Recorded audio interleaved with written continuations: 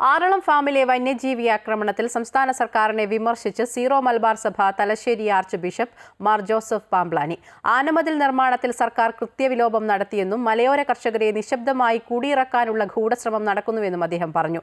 മുഖ്യമന്ത്രി വിചാരിച്ചാൽ പ്രശ്നം പരിഹരിക്കാനാകുമെന്നും അദ്ദേഹം കൂട്ടിച്ചേർത്തു. സംസ്ഥാനത്ത് തുടർച്ചയായി ഉണ്ടാകുന്ന വന്യജീവി ആക്രമണങ്ങളിൽ അതിരൂക്ഷ വിമർശനവും പ്രതിഷേധവുമാണ് ഉയർന്നുവരുന്നത്.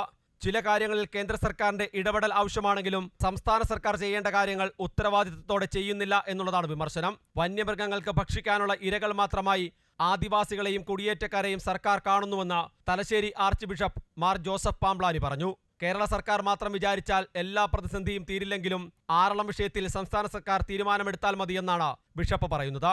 നിങ്ങൾ നിരുത്തരവാദപരമായി നടപ്പിലാക്കിയ വനനയങ്ങളിലെ വൈകല്യമാണ് ഈ അപരിഹാര്യമായ ദുരന്തത്തിന് നിമിത്തമായത് എന്ന വസ്തുത മറച്ചുവെക്കരുത്. വനം വകുപ്പ് ഉദ്യോഗസ്ഥർക്കെതിരെ അതിരൂക്ഷ വിമർശനം ബിഷപ്പിന്റെ ഭാഗത്തുനിന്നുണ്ടായി. വനപാലകർ അടുക്കളയിലെ ഇറച്ചി തേടി പോവുകയല്ല ചെയ്യേണ്ടത്.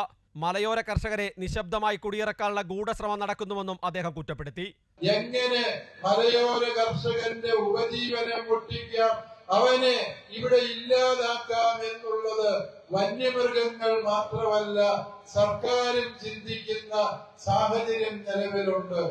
ഇവിടെ വനവിസ്തൃതി വർദ്ധിപ്പിച്ചുകൊണ്ട് മലയോര കർഷകരെ നിശബ്ദമായി കുടിയിറക്കാനുള്ള ബോധപൂർവമായ ഒരു ശ്രമം നടക്കുന്നുണ്ട്. ഇച്ഛാശക്തിയുള്ള ആളെന്ന നിലയിൽ മുഖ്യമന്ത്രി വിചാരിച്ചാൽ തീരുമാനം കൈക്കൊള്ളാമെന്നും അദ്ദേഹം പറഞ്ഞു.